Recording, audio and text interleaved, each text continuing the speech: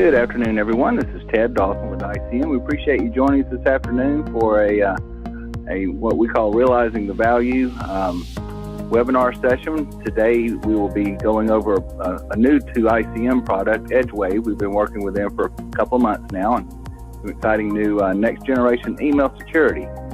As you can see on the screen, we have John Randall, who's Vice President of Product Management for Edgewave on here. He's going to give us somewhat of a high-level overview of the product, and then possibly some demonstration of the product in work, in use, so that you hopefully it'll all make sense as he goes through it.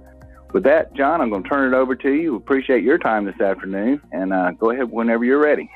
Perfect. Thank you, Ted, and thank you everyone for joining. As Ted mentioned, we're going to cover some new area, if you will, within the email security space. Just a quick little bit of background on myself, 25-year veteran of security and technology. And throughout all of that 25 years, I've been involved with email servers and email security. So definitely watched this market grow and mature to what we have today. And it's been an exciting ride. If I go back to my early days of implementing my very first email security gateway, entering in some words into a text file that you wanted the email solution to start scanning for. So it's been a long ride, and there's been a lot of innovation, a lot of changes in the market. But the last few years have been particularly interesting as we've watched the cyber criminal community adapt to the changes and availability of tactics for them to use. And we hear about breaches on a regular basis. And more often than not, a lot of these breaches that we're hearing about are starting with email. So email security, which we've had for quite a while, is back in the news again.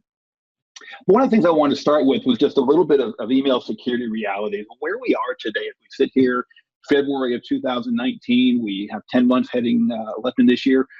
Where do we sit today, and what are some of the challenges that we have to face today, and why do we still have those challenges? For something that's been around as long as email security has, why do we still have challenges? And one of the first things I found interesting, I did this research a few weeks ago, is the changing face of email. Because I remember not that long ago, we were having internal conversations about would email continue to be the predominant business form of communication as social media and the various methods of texting and chatting were coming available, as mobile phones became even more ubiquitous. The question was, would email continue to be? And there was a lot of conversation question, would it actually decline? Would it go away? And the reality is, in fact, the complete opposite. When you can see things like 259 billion messages a day are having to be processed by the gateways around the world, and users are dealing with more and more email every single day and reading those messages on their mobile device in all sorts of different places. This concept of email going away has been proven to be false. In fact, as it is getting worse and users are finding more and more data on their mobile device, for example, what's actually happening is the gray area between personal and professional is becoming even harder to differentiate. If you look at a user's personal phone, for example, they're going to be getting both their personal email and their business email.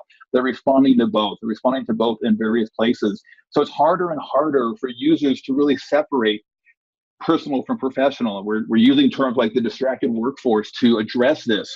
And on top of all of that, phishing is a well-known tactic and is not new, but is more and more prevalent than it ever has been. So the reality of email today is that it is the predominant business communication. It's still widely used in business and our professional lives, and the cyber criminals are taking advantage of that. But for the last 20 plus years, we've been using our email security gateways to deliver what's considered pre-delivery, gateway level protection of messages as they arrive from the internet. And these solutions are very, very powerful at what they were designed to handle and what they've innovated on in the interim as they've tried to become even more capable of addressing the various threats that you see here on the screen. But I think what's predominantly the issue to keep in mind here is that your gateways were designed to handle mid to high volume campaigns. They had to see enough samples and have enough data to be able to make any kind of a determination, whether that was spam, whether it was phishing, whether it was junk, all the various classifications that any of the gateways use today. There had to be enough volume for them to be able to make a classification and determination. And that's what the cyber criminals are preying on. But that's not to say that the gateways are going away. In fact, again, quite the opposite. Your gateways continue to become more efficient, and they continue to innovate. And they're using this, what I consider this the email gateway funnel, they're using a lot of the defenses that we've had in place for many years, your session defenses, your basic AV malware scanning. They've added spoofing defenses over the last number of years. So we have SPF and DKIM and DMARC. And every vendor is adding their own version of advanced defenses. And then finally, artificial intelligence, machine learning, all the rage within a number of industries today. In fact, I was watching a golf tournament a couple of weeks ago talking about AI and ML being used on golf clubs. So AI and ML are all over. But the technologies that we're talking about here are being used to great effect within the gateway community. And so the gateways will continue to innovate, albeit at a much smaller, slower rate than some of the other newer solutions that we'll talk about here in a little bit, because again, they're still designed to handle volume. Your gateway is still seeing thousands to millions of messages over a period of time. They need to process those quickly, and they need to make fairly consistent determinations of classification as the messages are arriving. Users aren't expecting messages to arrive immediately. It's not the same as web browsing where you can't have hiccups, but they do still expect them to arrive pretty quickly. So you are asking a gateway to process a large volume of messages, process them quickly, and process them relatively accurately. And they do very well at that, but they're still missing messages. Things are getting past the email. When you look at messages like this, which are samples that we have received here at Edgewave to our Threat Detection Center, there's not much for a gateway to act upon. We're seeing very, very basic messages with very, very simple text with no URLs, no links to anything, no attachments, basic text and wording. We've seen messages with as few as 8 or 9 words coming in. Are you in the office, for example? Very, very challenging for a gateway to address these or understand these. There's not enough context. There's not enough content to understand the intent of the message. And so the gateways are the ones that are allowing these through because, again, they weren't designed for this. They weren't designed to address these very low-level campaigns or even these messages here in this second set of samples that look very, very legitimate. Although when you look with a trained eye, like our threat detection analysts have done on these samples here, you can see where some of the things are slightly different. Whether it's a message from Microsoft or Amazon, there's enough things that are slightly different to raise suspicion. But if you look at the Amazon one, for example, there's lots of elements which are completely valid, which are pointing to Amazon sites. So for a gateway to look at this and say, is this good or bad? It's very difficult. And the challenge that we have here is that your cyber criminals are aware of all of this. They have access to all of these gateways, much like they have access to all of the antivirus engines. So there's nothing to prevent the cyber criminals from testing their messages across all of these gateways until they find one that gets through, and then that becomes the one that they actually send out. And you've got the entire cyber criminal underground, Amazon for bad guys, if you will, which is doing this exact same thing and then selling their services out to the various cyber criminal communities. So there's this whole market, if you will, trying to figure out, how do I get past the gateways? What are their limiting factors? How legitimate does a message need to be before it can get past? And that those are the messages that they're sending out in bulk. So the gateways, again, are doing very well at what they were designed for, but you can't expect them to catch everything. And we have plenty of examples where they are not, because the criminals can test their messages against the gateway before sending them out. And yet, in spite of all of that, the reality is that everybody has a gateway today. And at the Edgewave Email Security Confidence Survey that we released last month, January 2019, we actually did ask a number of security professionals about email security, what their thoughts were on that. And one of the questions was, what is their confidence level in their current email gateway? And 80% were confident or very confident.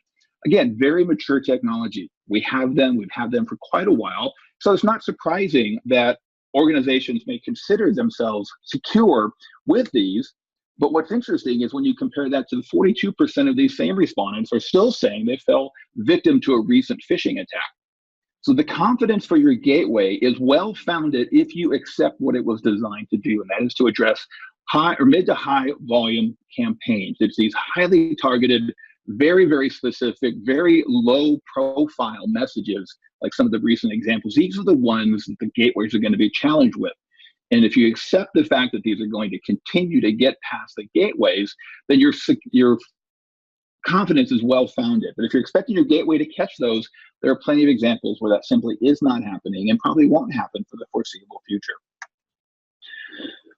So after the gateways, many organizations have said, fine, we understand messages are reaching the inbox. And at the inbox level, now we're dealing with end users. And end users come in all shapes and sizes and level of technology experience. And so the question becomes, how do we address that? If a message gets to the inbox, what do we do with the end user? If I go back in my career to my director of IT days, I remember having this exact same conversation with our users. If a message comes in from an unknown user, you've never heard from them before, don't do anything with it, especially if it has an attachment. So this concept of training is not new. We've been doing this in multiple and varied ways with our end user community for many, many years. But there's been a lot of upswell of uptake, if you will, of training of users because of things like this slide here, where we're talking about employees are getting tricked. They are clicking on links, and many of them are doing it more than once. So as much as we've been talking to users for many, many years about caution on the internet, anything that comes from the internet, whether it's in a browser or in your email client, users are still falling prey to this. And this circles back to earlier in the conversation when I was talking about the email security realities of today. Users are overwhelmed. Users can be distracted. Users have a lot going on in their personal and professional lives. And all of this is aggregated on their mobile phone that they can read at any particular time from any particular place. So we're asking users, our generic end users, to make above average security decisions in this type of environment, which is very, very hard for us to accept that they can do well at. And then if we go back to our email confidence survey, we did ask our respondents, are they doing security training? And 72% of them said, yeah. In the past 12 months, we have done security awareness education training of our users, specifically around email security and phishing messages, asking them to be aware, to be cautious. And yet at the same time, 50% of those are saying we're not even confident our user is going to submit them. So we're doing the training. We're expecting users to look at a message and understand that maybe there's something suspicious about this. We're asking them to make above average security decisions, and yet we're also saying they're probably not going to do it anyway. So the question is, why is training not more effective? If we're giving the users the tools, why is it not more effective? And if I go back to my really early days of my career when I was a Microsoft certified trainer, I saw a lot of this during the course of week or 2 week long trainings. It's pretty quickly users would become overwhelmed. And so if users today are overwhelmed already with the sheer amount of content they have to deal with, and now we're throwing security awareness training on top of it, asking them to hover over links, or if it claims to have come from your CEO, does the email address truly match what you think that CEO's email address should be? We're giving them the tools, but we're asking them to remember them and to then utilize them in their day-to-day activity. And the simple fact of the matter is that the forgetting curve is human nature. We are overwhelmed with information. We're giving far more than we can probably deal with on a regular basis. And so over time, pretty quickly, as a matter of fact, we forget it. And so even organizations that do security awareness training as often as once a quarter, for example, they see this exact same phenomenon, that the training retention is very low to the point of being almost zero by the time we get within a week out. And again, back in my early training days, I saw the exact same thing. Monday and Tuesday, everybody was bright-eyed and bushy-tailed. Thursday and Friday, deer in the headlights, they were gone, and I'd catch up with students a week or two later. They were having to go back over the notes, remember it. And this was for training that they were doing to advance their professional career. You're asking users to do similar types of remembering for email security in the influx of 121 messages a day. It's asking a lot of our users. And even more compelling is when you have some of the original SAE vendors, and that's what this is a press release from, saying the same thing, that security awareness training is not enough. It's not actually working. Users remember it for a little while, maybe up to a week later, but then pretty soon they're back into whatever their habits are. Here again, we're not saying that training doesn't work. There's always going to be a subset of users who absolutely grab onto the training you give them and will absolutely live and die by the training that you ask them to take advantage of. But the vast majority of them simply won't. There's too much going on. They will forget, and they will start returning to their existing habits pretty darn quickly. So training has value, but it is not as valuable as many organizations would like you to think, and let alone the market. So don't think you don't need training, but just be aware that it may not be as powerful as you would like it to be. Completely different topic, so to speak, but many organizations we see are going to Office 365 and then asking, well, what about that built-in security? I know I get email security with Office 365. And I've been using Office 365 with my personal domains for quite a number of years recently. So I live and breathe the world of Office 365 security, and I give Microsoft lots of credit where credit is due. The Office 365 packages are extremely compelling. They have a very, very amazing set of bundles and features that they throw into them. In some cases, the higher levels, you may be buying things that you don't really need, but you get a lot of functionality on it. It makes for a very even price scheme, if you will. If you're a CFO, for example, you can actually know exactly what your cost is going to be month after month. You don't see that every 3-year cycle, for example. And it does include email security. And in fact, Microsoft has moved their advanced threat protection down from the E5 level to the E3, trying to make that even better. But unfortunately, one of the things I've learned from Microsoft over the 25 years I've been around them is they're an amazing company, does a lot of amazing things, but security is never an area where they've been excelled at. They have the capabilities, for some reason, it never quite makes it out into their product. And again, I see that with my Office 365 implementation, is I see messages that get through that just seem obvious to me, and why didn't they get through? And even as with ATP. And so when we look at that market, as more and more organizations move to Office 365 for a number of extremely compelling reasons, you have leading security analysts stating that they are talking to their customers and finding 35% or more are looking to augment what they get with Microsoft. And that is just very indicative of the Microsoft is good enough. They have this solution built into Office 365. They have email security and have been in that space for a number of years, and it's kind of good enough.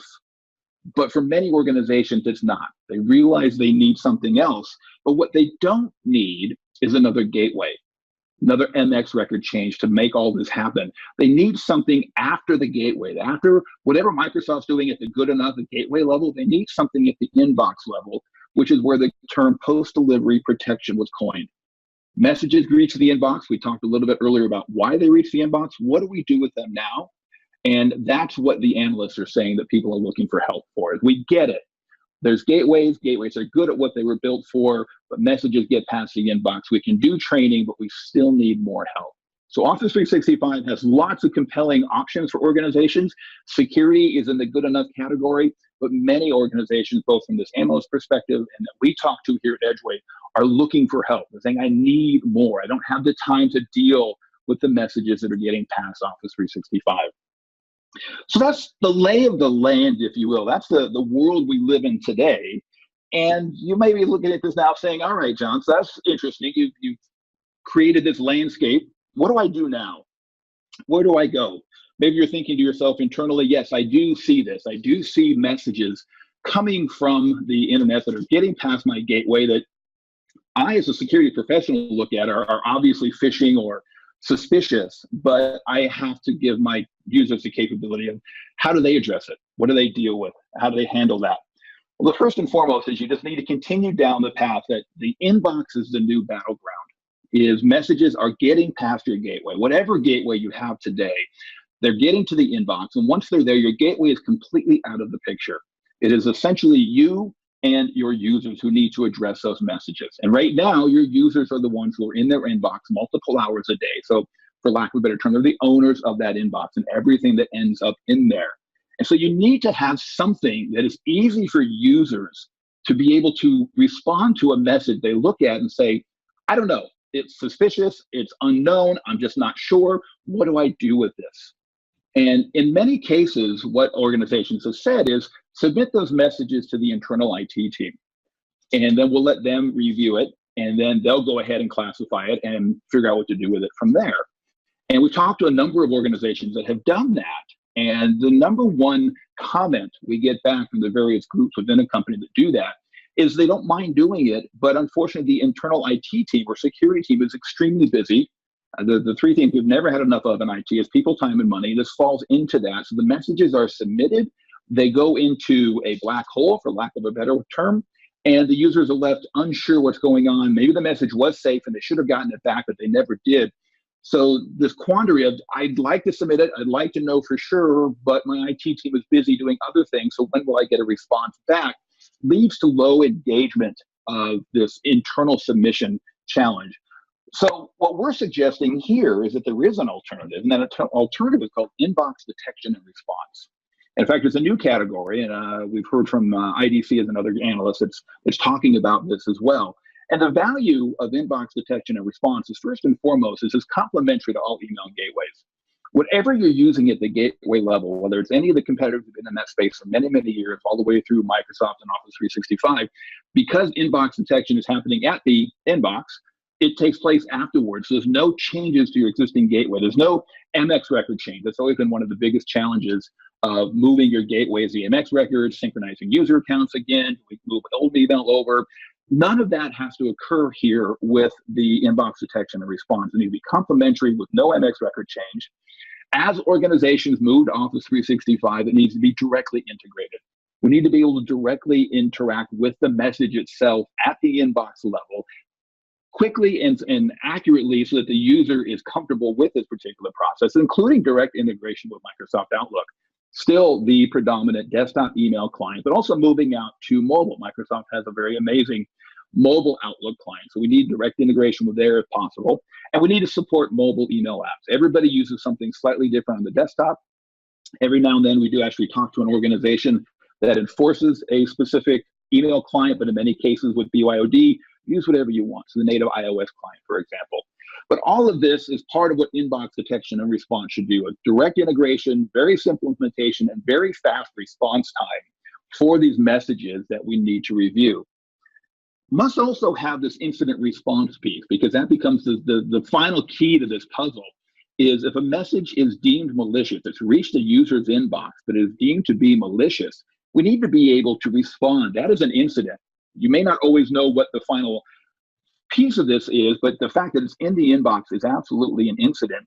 And so we need to be able to respond to that. And we need to be able to deal with not only the first message that we saw, but all other copies. We need to scan the entire mail store and find all these messages and pull them out automatically and make them available for the administrator. They can see all of that. But we want to automate this fully so that you as an administrator can say, great, you found the one, you found all the others, they're all gone. I can go back and figure out what else to do or who might have been impacted. At least I know those messages have been pulled out of the individual user inboxes. That to me is the crux of what inbox detection and response is all about, is after your gateway, integrated the inbox, find these malicious messages, and then responding across the entire mail store. So here at Trustwave, we have our tagline, which is we deliver the world's safest inbox. And it is absolutely an extremely bold claim. And if we pull the marketing out of it a little bit, when I look at this, what I see is a three-pronged approach to do that.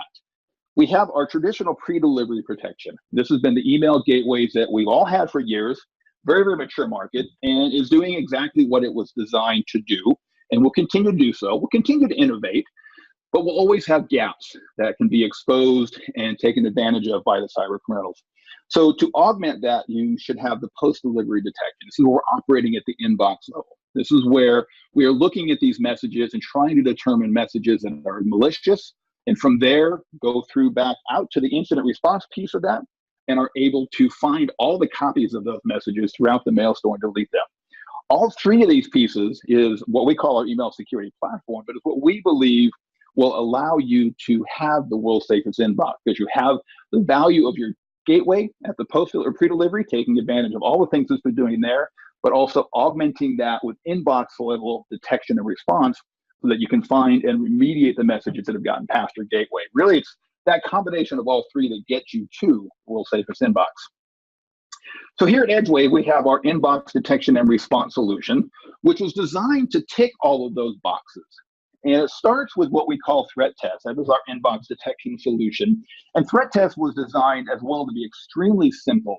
So from an implementation and provisioning perspective, we can implement and provision most organizations within 15 to 30 minutes. Very simple direct integration with Outlook, or I'm sorry, with Exchange and Outlook, to be honest. At which point the users are involved in the process by having a simple Outlook plugin button. And I'll show you that here in just a moment as part of the live portion. So messages arrive to the inbox. They've gotten past the gateway. If the user has any concern around suspicion of level of threat, they submit the message to Edgewave. The message is removed from their inbox and placed in quarantine. The user will receive a notification saying, thank you for your submission. We'll get back to you soon. On average, the Edgewave Threat Detection Center is able to return a classification to the submitter within about 5 minutes. Worst case scenario, we've seen messages take 15 to 20 minutes to review, but there were a number of links or a couple of attachments, and we want to do some pretty thorough analysis to make sure we're getting the correct classification. But the vast majority of messages, we are averaging 5 minutes. The messages are submitted to Edgewave. They're sent through our automated process where we do a number of machine learning type of checks to determine quickly can we classify it as malicious. For about 50% of the time, we are able to do that. We can do an automatic classification. We see enough markers based on our intelligence that we already have, and so we can quickly return something back to the user. For the remainder of the messages, they go to our threat detection center and our analyst team there, our global analyst team, who collects all the intelligence from the automation and looks at the messages and makes a final classification of red, yellow, or green. At that point, once the classification has been made, the submitter is notified with another email telling them, this is how we classified this message, and this is the action we applied to the message. So a green message, for example, that's safe, we'll put it back in the inbox. If it's a malicious message, it will remain in quarantine, and yellow is up to the customer administrator to decide. And all this whole process takes about 5 minutes on average, and the user is notified and fully aware. To the point that what we see is as customers implement threat tests, over time, the number of submissions per user increases as the users are realizing that the process works as we describe it, that we are actually able to return a response more often than not within 5 minutes. And so they feel very comfortable submitting messages. And since there's no per submission charge, it's based on per user per month, users can submit as many as they want. So they realize there's no limit. Every one of them will get back generally within 5 minutes, and they feel very confident that they're getting a professional answer from a professional security organization whose only job is to provide this level of email security. So our goal with this was to make it simple to implement for the IT people, simple to manage for the IT people, and simple to use and quick for the end users. And we believe, based on customer feedback, we're doing very well on all those accounts. As far as where you use this, as you can imagine, Microsoft Outlook on the desktop for both Windows and Mac is fully supported, as well as the Outlook client for iOS and Android. And within the next month, we will have full support for all email clients on all mobile devices. So we will have full email support here in the next couple of weeks. Very easy to push out, particularly this plugin is done automatically through the Threat Chest Administrator console. You don't need to touch each desktop, and this is because of the integration that Microsoft is allowing us now through Office 365. With a simple service account, we're able to interact at the inbox level with each message, and then we're able to push out the plugin automatically and or remove it as users are no longer with the company. Here's a couple of samples of what the messages look like back to the submitter, trying to be as simple as possible to let them know that we have the process started, we have the message, but also give them a little bit of information so they know what the message is. And then the red light one is an example of, this is what we found, it was malicious, and this is what we did with it. So the email remains in quarantine per your administrative policy. Again, trying to keep the end user, the submitter, as fully engaged and aware as possible. And then what you have here is a view of the quarantine. This is where you as an administrator could log in and see the action and activity that we've been taking on your behalf with the messages that your users have submitted. And I'll show you a live copy of this here in just a moment. And then finally, on the incident response side, I walked through this a little bit in one of the earlier slides, but from a process perspective, it is as simple as it sounds. As a user submits an email, the message is sent to the Edgewave Threat Detection Center for analysis. At the same time, it is removed from the user's inbox and placed in quarantine, so they can't accidentally click on something or open an attachment. At that time, if we determine that the message is malicious, we will then scan the rest of the mail store, find all the other copies and move them into quarantine. And then if you would like, if so configured, we can notify all those other recipients as well. So a single malicious email can result in us finding all the other copies within your organization and are able to remove them and place them in quarantine. And that's really key here as well, is we're not deleting anything, we're placing it in quarantine. The customer administrator has full access to the quarantine and can see everything, and if necessary, can even return a message back into the inbox. So what I'd like to do now is just spend a couple of minutes and show you what this actually looks like with a live demo here. And so what we're showing you here is the administrator console for Edgewave's threat test. And you can see the various messages that have appeared here that we've submitted that have been classified. You can see the classification. You can see who the submitter is the recipient. So lots of information that you can see here. And on any of these messages, for example, if you look at this one that our good friend Bill Gates sent, hi one, If you click on the ellipses, you can take a look at the logs for any of these. And in this particular case here, you can see the message was submitted by this A. McRae. But at the same time that it was submitted, what the threat test console actually learned was that there was another copy of the same message with this other user. And so once we classified the message as malicious, phishing is always malicious, we actually left the original one in quarantine, then we pulled the other one out. So there's your global redaction in effect right here in front of us. This other user didn't have to do anything. One person submitted it, we determined it was malicious, we found the other copies and moved them out of quarantine, out of the user's inbox into quarantine. That's the value of the global redaction. Nobody within the Edgewave organization had to do anything to make this work. We had global redaction enabled. Automatically, we found that there were other copies of this message, and we deleted them as soon as the initial one was determined to be malicious. Any of these you can do a lot of different pieces with. You can show the logs as I mentioned. You can designate a classification if you want. You can move the message back to the original folder. So lots of different actions that you can take with a message. You can open it up, it'll download as an MSG. You can actually look at it yourself. You can sort any of these. So I can take a look and say, show me all the ones that have been classified as phishing. And there you go. There's, again, our one from Bill Gates. There's some others that are out here as well, claiming to be from various people within the organization, which is why they were classified as phishing. Within this particular button here, this is where you define the actions that we will apply. So the default, for example, is every message that is submitted, we notify the submitter that thank you for submitting email I showed you a little bit ago. From there, based on what the classification is, how do you want us to do? So for original, or say, for example, move it back to the folder. For a threat, you want us to leave it in the quarantine, move it back to the folder. Who wants to be notified? Do you as an administrator want to be notified on every threat that we find, or just simply come back into the quarantine and take a look when you have the time? What most of our customers tell us is that once this is configured, and this is part of the provisioning and onboarding that takes 15 to 30 minutes, they rarely come back in here to change any of these configuration options. They spend most of their time back in the quarantine. As far as the integration with Outlook and Exchange itself, if we come over here, you'll notice that we have this service account. So that's how we're able to take advantage of the technology and the integration that Microsoft has made available through Office 365 and Exchange 2013 on-premise and later, is that the service account allows us to connect into the Exchange store and perform the various actions. So move the messages from inbox to quarantine, move the messages back if that's the case, send in the notification submission. So this is a service level account that you create, you generate the password for, you enter that here, and this allows us to, again, take advantage of the technologies that Microsoft has provided for us. So we have no direct access. We're not getting into your inbox without your knowledge. We're simply using the service account to perform the actions that you've asked us to deliver on here. Global redaction is enabled there. You can take a look over here at my license and see what your license count is against your activation date. These are the various user accounts and or groups that are taking part of your licenses, taking advantage of it. We're using a demo license here, so you can see that it is unlimited. But if I come back here under user experience, this is where you define who gets the Outlook plugin. So during the slideshow portion, I mentioned that the Outlook plugin is automatically pushed out. Our best practice scenario is to use a group. So you can see here we're using our threat test users group. As the group is created and then you add users to that, the Outlook plugin is automatically pushed out. So if I take a look here, you can see here's my threat test plugin. And if I want, I can say, hey, here's this message from this Ted Dawson guy. It looks kind of suspicious. So let me go ahead and submit that.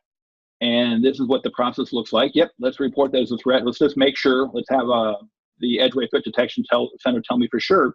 That threat test button is pushed out automatically based on this group membership. And conversely, if a user is removed from that group, the Outlook plugin will be removed. And that's both for the desktop Outlook as well as the iOS and Android clients. So that's why our best practice recommendation is create this group, or if you already have another group that has the same users in it, you can use that as well, and just change your group membership. You never have to touch the desktop. You never have to touch Outlook, mobile, desktop. This all happens automatically for you. But at the end of the day, again, most customers tell us that they sit here, and here you go. You can see that message from that suspicious Ted Dawson guy. It hit our queue, and it's pending. It's waiting for the analysis to be performed. And then if I come back here, you'll see, there we go. I have my thank you for submitting.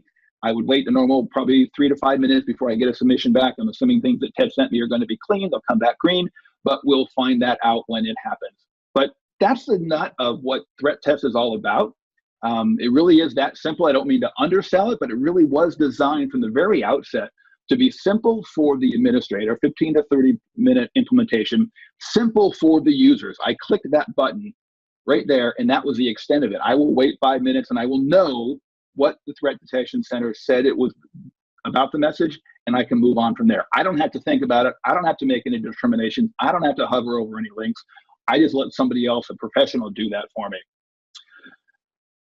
So at the end of the day, that is where we are at with inbox detection and response, and that is the Edgewave solution. So I think what I'll do is I'll pass it back to you, Ted, and see if we have any questions. All right, great. Thank you, John. We appreciate that. I'll be interested to see how my email comes back, if it's malicious or not. But anyway, I do have a couple of questions. I think these were put in before you actually covered a couple of them, but I'll ask them anyway. What is required to deploy threat test? Are there any technical requirements? Is there a minimum number of inboxes? The minimum we have on most of our licenses are 50 mailboxes, or 50 users, as the case may be. So we do it by user count. Technical requirements, it depends on whether you're on-premise or with Office 365. With Office 365, because we do have a good chunk of the solution built within the Azure interface, we can interact directly. So we just need to have that service level account. If it is on-premise, then what we do use is PowerShell over the Exchange web services. So we need to have that exposed on a public IP that we can connect to, and we can give you our public IPs to make that even tighter from a security perspective. And there, at that point, then we'll use that same service account to do the PowerShell activity against your internal Exchange server. So in both cases, very, very limited technical requirements, but there are a couple, but nothing that most users haven't done someplace before. Okay, thank you. The next one I know you answered. I think you said 30 minutes, but how long does it take to implement threat test? Yeah, seriously, 15 or 30 minutes. What we do is we schedule the onboarding call, but then we send out a document saying this is the account that we need. These are the specific Exchange permissions that we need.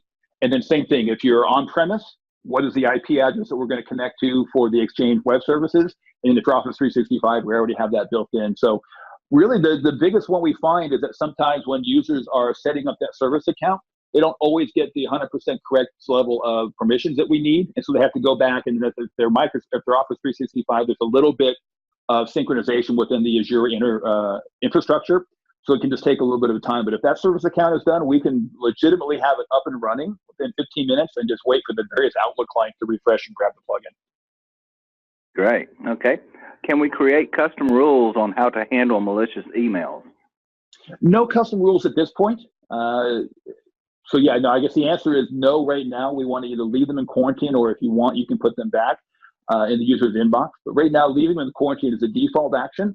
And the nice thing is with the quarantine view that I showed, you do have visibility into all of that. So you can always go back, take a look at a message, determine for yourself if maybe there's a reason to put it back, and you can put that back into the user's inbox. You have complete access and control to do that. Okay, great. Is there a charge per submission to threat test? No, absolutely not. We want users to submit as many as they feel comfortable doing. So there is the per user per month or per user per month fee, but there's unlimited submissions. We know some of the competitors in this space are trying to do it based on submissions. We are not doing that. It's incumbent upon us to maximize our effectiveness and our scalability, and we're doing extremely well at that. So yeah, we have no limits. We've had users who've come back from a 2-week holiday, and 8 o'clock on Monday as they're going through their inbox, they submitted 50, 60 messages. Absolutely not a problem. We went through them all, and most of those got back within 5 minutes as well. Okay. Licenses per user or mailbox. Is there a license limit on devices per user? There is not. Nope, not at all. Okay. We just deployed Office 365 with ATP. Is threat test duplicative, with ATP functionality? It is not. The thing to keep in mind with the Office 365 capabilities, including ATP, is those are all at the gateway. Those are all pre-delivery. And So anything that reaches the inbox is bypassed all of those. So what we're doing with the inbox detection and response is completely complementary by dealing with messages that have reached the inbox. We do have our pre-delivery solution, which is our ePrism, which is very similar to what you get with Office 365 and ATP. And we do have organizations and we choose to purchase all three of those from us. But if you have those and you find that they're dealing, the Microsoft solutions are doing okay for you, that good enough concept, this is completely complementary at the inbox level after everything that Microsoft has done. Okay, so just a quick reminder for folks that weren't on for the opening comments. If you have a question or a comment of your own, if you'll send a chat to me, this is Ted Dawson, we'll get that answered. But if we get off here in just a second and you come up with a question later, still go ahead and send that to me. I'll get an answer for you. We'll respond back to you and address whatever your question or issue is. But looks like right now that is we have. So I'm sorry, my phone was dying. I had to swap out phones real quick. But John, thank you very much for the presentation. I think it was very interesting. Looks like some really good stuff. Thanks everyone for joining, giving us some of your time this afternoon. If you have questions or would like to get more information on this, you can reach out to your ICM representative. If you have an Edgewave representative, obviously you can reach out to them, or you can reach out directly to me, and I will make sure that the folks that need to get in touch with you do. So you should all have my email address. Again, this is Ted Dawson with ICM. So I think we'll wrap it up with that. John, once again, thank you very much. Great job. And everyone else, if you have questions or want some follow-up, please let us know, and we'll be happy to help you out with that. But with that, we'll call an end to it. And thanks everyone for your time. Have a great afternoon.